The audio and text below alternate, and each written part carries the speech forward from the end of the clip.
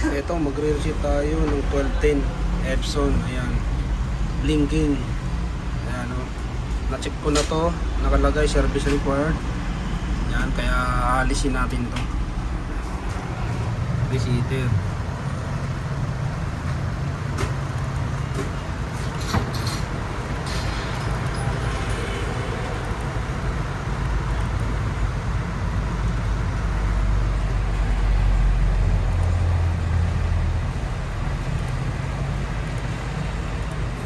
Piliin nyo lang yan, select yan, filter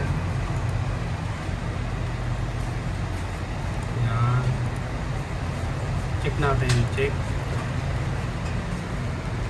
100% na, ayan, reset na natin,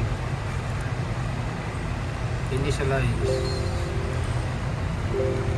turn off printer, ayun, ganun lang, turn off natin yung printer. Pag turn off natin 1, 2, 3, 4, 5 on.